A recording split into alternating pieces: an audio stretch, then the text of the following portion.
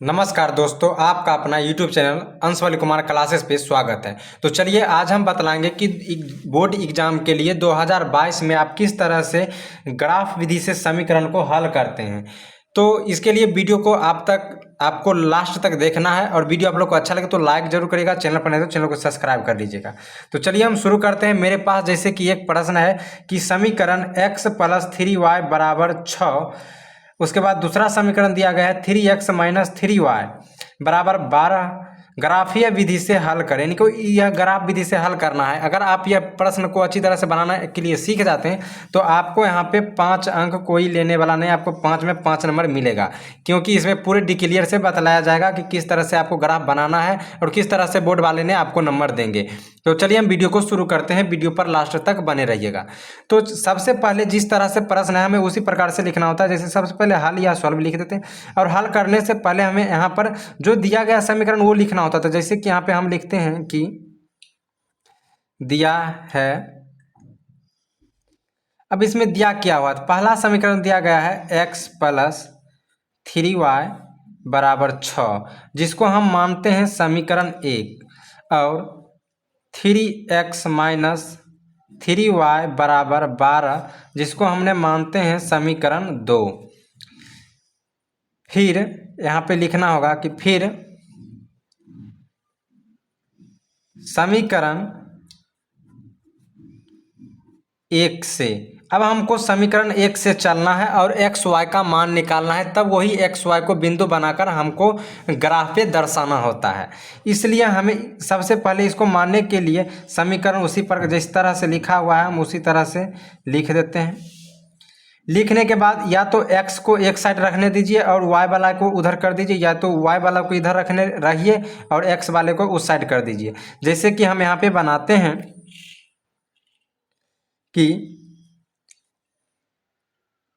x को इस side रहने देते हैं और ये 6y को उसी प्रकार रहने देंगे, और यहाँ पे 3y प्लस में उसको इस साइड भेजेंगे तो ये माइनस में हो जाएगा। अब हमें क्या करना है कि एक हमको जो है सारणी बनाना है, एक बॉक्स बनाना है। इस बॉक्स में एक्स वाई का मान है तो 2 वैल्यू, अगर मान है तो 3 वैल्यू, जितना वैल्यू मानना है वो वैल्यू आप रख सकते हैं। तो इस प्रकार से कुछ बनाया जाता है, अच्छी तरह से बॉक्स बनेगा और ऊपर में x और नीचे में y। ये समीकरण 1 का है तो यहाँ पे समीकरण 1 दे देते हैं इस प्रकार से। तो जैसे कि हमने एक्स वाई है तो यहाँ पे y का वैल्यू हमने यहाँ पे कोई भी संख्या ले सकते हैं, यानी कि जीरो, ऋणात्मक, धनात्मक या जीरो, कोई भी संख्या ले सकते हैं। आपको जैसा मन होगा वैसे लिख सकते हैं। तो सबसे पहले चलिए हम यहाँ पे लेते हैं जीरो को। याद रखिए कि यहाँ पे जितना कम संख्या लीजिएगा आपको जो है मान उतना ही कम में एडजस्ट करना हो जाएगा। अगर आप मान अधिक रख लेते हैं तो ग्राफ में मान अधिक चल जाएगा, 12 चल जाएगा, 15 चल जाएगा, तो उसको एडजस्ट करने में आपको परेशानियां दिखने के लिए पड़ेगा। तो इसलिए हमने यहाँ पे जीरो लिए हैं। तो जब y यहाँ पर जीरो रखते हैं तो जीरो को कोई भी संख्या से गुना करने पर इस प्रकार से देखिए समीकरण को हल करते हैं।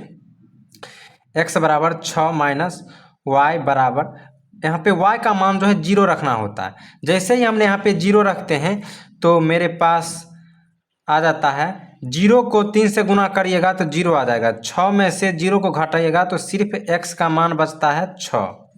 x का मान क्या होता है 6। यही वाले डब्बे में जो y के डब्बे में जीरो दिए हैं, इस x के डब्बे में मेरे को 6 आ जाता है। अगर आप यहाँ पे एक y को इस साइड रखते और ये वाला संख्या को इस साइड कर देते तो अगर आप यहाँ पे x का मान भी रखते तो आंसर इतना ही आता और इतना ही इसी तरह से बनता। फिर हम y को अपना मन से कोई भी संख्या मान लेते, जैसे कि हमने मानते हैं 1, इस प्रकार से। अब हमने 1 माने, फिर इसी समीकरण में यहाँ पे हम रखते हैं x + 3y = 6, x = 6 - 3y। फिर इस x को जो है यहाँ 6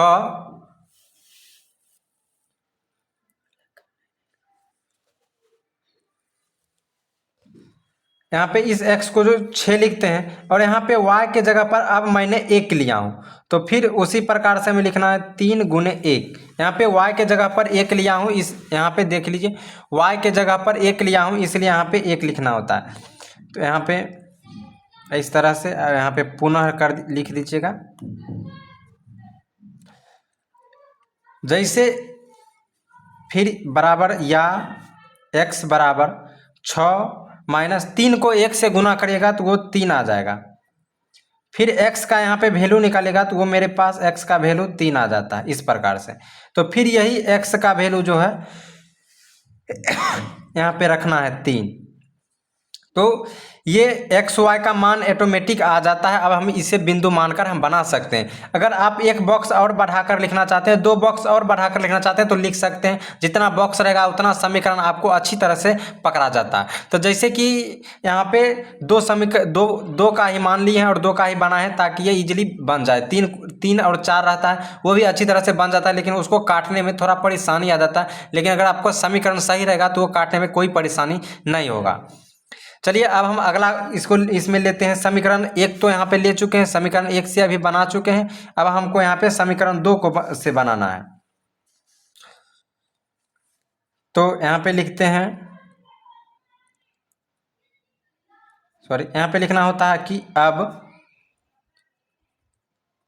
समीकरण 2 से, तो मेरे पास जो समीकरण 2 है वो हम लिख देता हूँ। जैसे कि मेरे ऊपर में लिखा गया है इस प्रकार से समीकरण 2, ये हम लिख दिए। और यहाँ पर भी एक उसी प्रकार से बॉक्स बना लेना है जिस प्रकार से ऊपर में बॉक्स बनाए। अच्छी तरह से बॉक्स बनेगा, जितना अच्छी तरह से आप बॉक्स बनेगा आपका नंबर उतना ही अच्छी तरह से बोर्ड में दिया जाता है।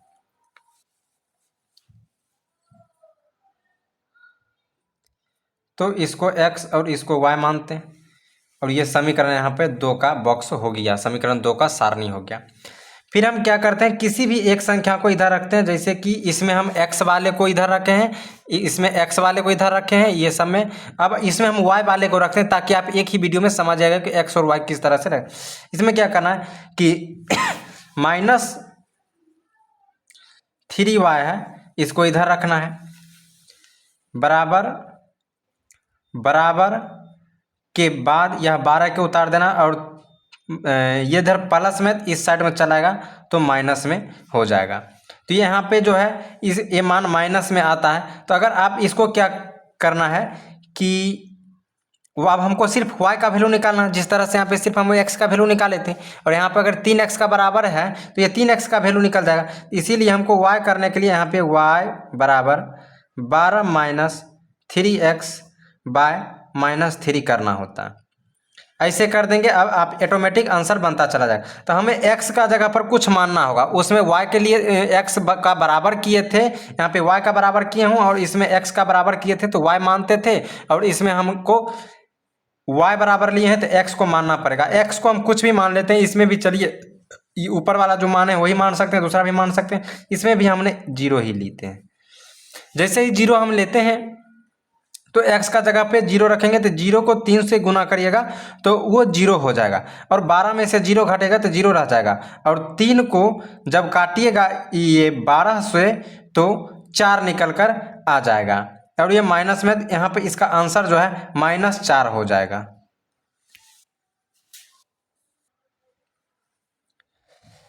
तो यहाँ पे हमको निकल कर आता है y बराबर सिर्फ 4। इसको हम थोड़ा सा शॉर्ट किए हैं, अगर आप समझिएगा तो ठीक है, नहीं समझते तो कमेंट करिएगा, फिर हम इसे लॉन्ग में बनाकर आप लोग को बतलाएंगे। फिर अब हमको यहाँ पे y का मान आ गया 4, तो यही 4 को हमें इसमें लिखना है।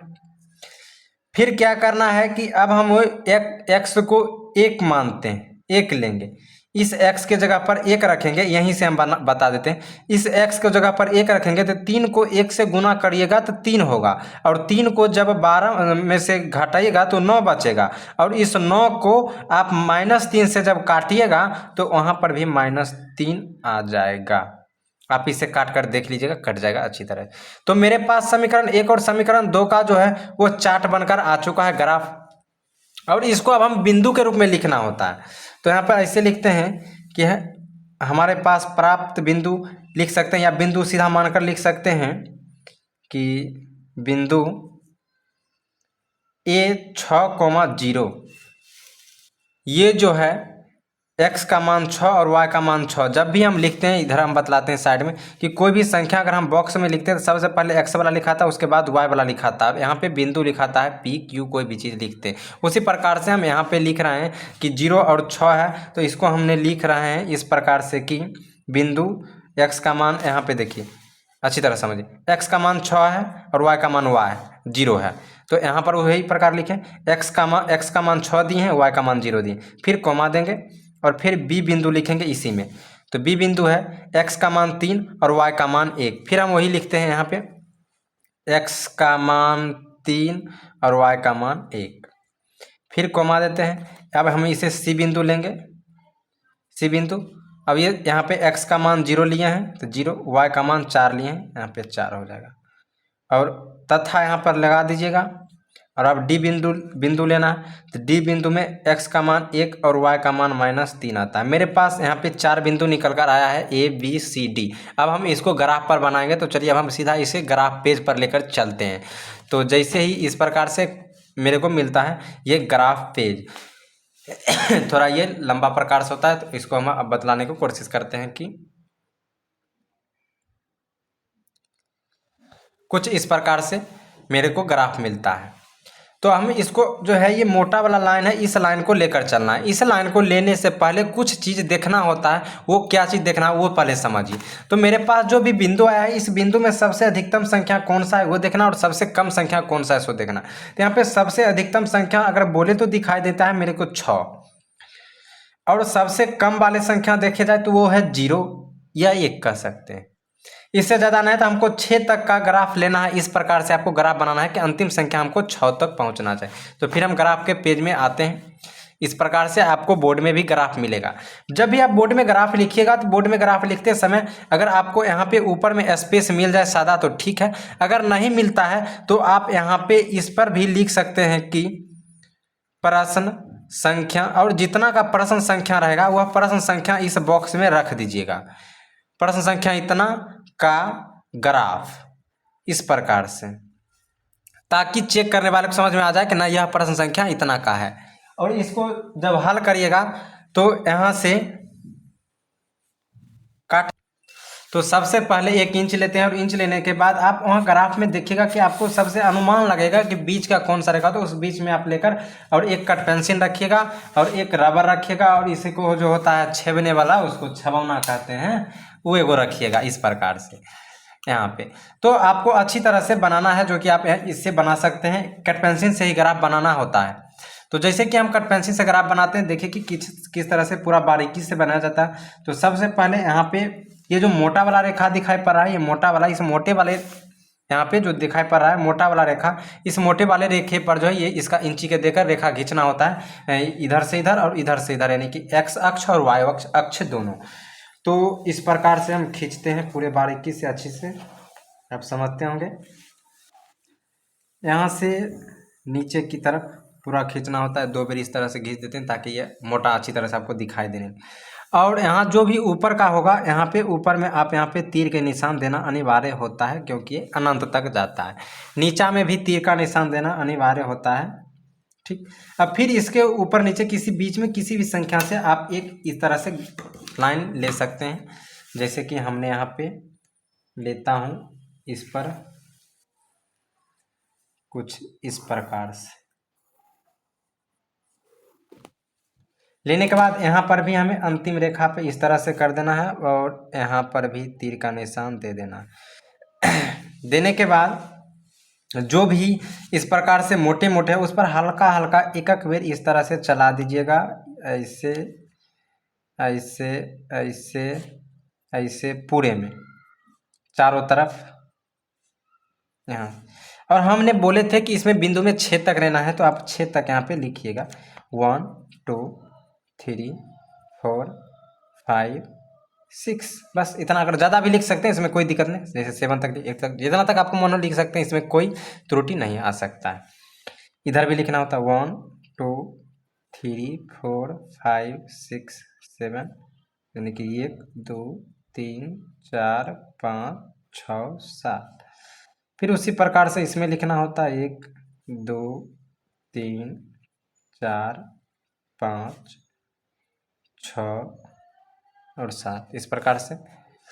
फिर इधर लिखना होता है कि 1 2 3 4 5 6 7। ग्राफ इस तरह से बनने के बाद सबसे इम्पोर्टेंट चीज़ होता है एक्स वाई का अक्ष देना। आपका जो दाहिना हाथ होगा, जिस दिशा से आप लिखते होंगे वहाँ पे आप एक्स लिखिएगा और यहाँ पे एक्स डैश देना होता है।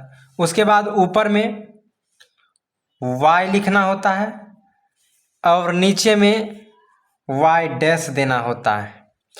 जब एक्स वाई दे दिए हैं तो जो एक्स और वाई होगा वो पॉजिटिव होगा, यानी कि धन आवेश होगा। जो x dash y dash x dash के रूप में होगा वो निगेटिव होता है, तो उसमें माइनस लगाया जाता है इस प्रकार से। अब ये संख्या रेखा शुद्ध बन चुका है। देखिए इस प्रकार से माइनस लगाना होता है। आप यहाँ पे अच्छी तरह से लिख दीजिएगा ताकि दिखाई पड़े बोर्ड वाले सर को, चेक करने वाले सर को, क्योंकि उन लोग तनबूढ़ होते हैं, कम दिखाई पड़ता है। बात समझते हैं। अब क्या करना है, मेरे पास जो बिंदु है उन बिंदुओं को हमें मिलाना है। तो सबसे पहले मेरे पास जो बिंदु है वो हम देख लेते हैं। तो मेरे पास बिंदु ए है 6,0। तो उसी प्रकार से यहाँ पे लिखना है। एक्स जो है वो 6 पर है तो वाई 0 पर है तो ऐजे रहेगा, क्योंकि ये 0 का है पूरा, ये 0 का है पूरा, तो ये यहीं पर रहेगा। ये हो गया बिंदु ए। आप बिंदु ए भी लिख सकते हैं, ए देकर ए बिंदु में जो आया था 6,0 वो भी लिख सकते हैं। ऐसे ऐसे पूरा शुद्ध हो गया। फिर यहाँ पे बी दिया गया है x 3 y 1। तो यहाँ पे लिखते हैं x जो है वो तो 3 पर आएगा और y जो है 1 पर आएगा। दोनों को कोना जहाँ पर मिलेगा आई जगह पर मिलता है तो यहीं पर दे दिए। ये हो गया b। इसको लिखते हैं x 3 पर गया है और y 1 पर गया है। फिर अब हमको c बिंदु देखना है। तो सी बिंदु का x 0 है और y 4 है।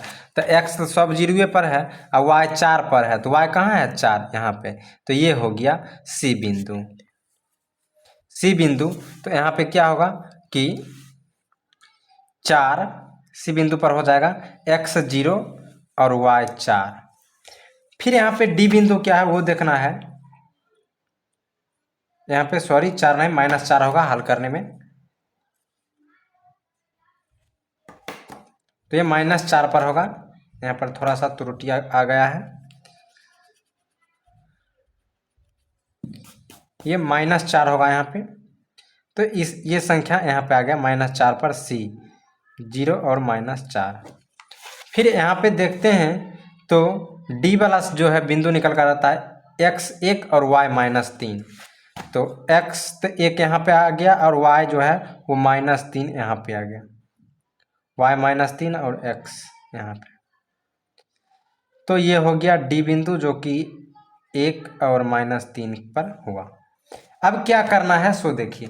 पहला नंबर समीकरण एक में ए और बी निकला है। समीकरण 1 से ए और बी निकला है। तो ए और बी को आपको मिलाना है इंची से पूरे में ही तरीके से। आपको एक एक पॉइंट देखकर अच्छी तरह से मिलाना है ताकि आपका ग्राफ सही कटे, सही निकले इस प्रकार से। और इसमें भी तीर का निशान होगा क्योंकि ये भी अनंत तक जाता है। फिर अब ये दोनों बिंदु को हमें निकालना होता है। इस दोनों बिंदु को अच्छी तरह से मिलाइएगा, एकदम एक एक पॉइंट को ध्यान में रखते हुए अच्छी तरह से आप इंची पकड़िएगा ताकि आपका जो है वो रेखा सही कटे। तो इस प्रकार से आ गया। यहाँ पे भी तीर का निशान होगा। यहाँ पे ये जो है ये समीकरण 1 है। तो आप यहाँ पे समीकरण 1 जिस प्रकार से होता है उस प्रकार से लिख देना। जैसे कि समीकरण 1 था x + 3y = 6, तो हमने समीकरण 1 लिख दिया। समीकरण 2 जो है वो है 3x - 3y = 12। अब जो भी मेरा कटान बिंदु क्या है वो हमें देखना है। तो ये कटान बिंदु जो है वो बीच में कटता है, यानी कि 4 और 5 के बीच में और इधर 0 और 1 के बीच में। तो x जो है वो 4 और 5 के बीच में आता है, इसका अर्थ होता है 4.5। तो यहाँ पे लिख सकते हैं कि प्रतिच्छेद बिंदु नीचे में या इसमें भी जैसा जहाँ पे मन होगा वहाँ पे लिख सकते हैं कि प्रतिच्छेद बिंदु जो है वो एक्स वाई में लिखना है। तो एक्स यहाँ पे 4 और 5 के बीच में होगा, यानी कि 4.5 यानी 4.5। और वाई जो है वो हुआ 0 और 1 के बीच में, यानी कि 0.5 इसे कह सकते हैं, जिसको हम आधा कहते हैं। इस प्रकार से आंसर भी लिख सकते हैं। ऐसे नहीं अगर लिखने को मन है तो x बराबर ये लिख दीजिएगा कि 4.5 और y बराबर लिख दीजिएगा 0.5। किसी भी प्रकार से लिख सकते हैं, दोनों तरीके से पूरा राइट है, सही आंसर होगा। तो वीडियो आप लोगों को कैसा लगा कमेंट में जरूर बताइएगा। वीडियो आप लोगों को अच्छा लगा तो लाइक जरूर करिएगा, दोस्तों के बीच शेयर कर दीजिएगा ताकि आपको 5 नंबर एग्जाम में नहीं कटे। वीडियो देखने के लिए बहुत बहुत धन्यवाद। जाइए आपका एग्ज़ाम अच्छी तरह से दीजिए, और जो भी अगर आपको एग्ज़ाम से रिलेटेड कोई भी पॉइंट आता है तो वह हमें कमेंट में बता सकते हैं।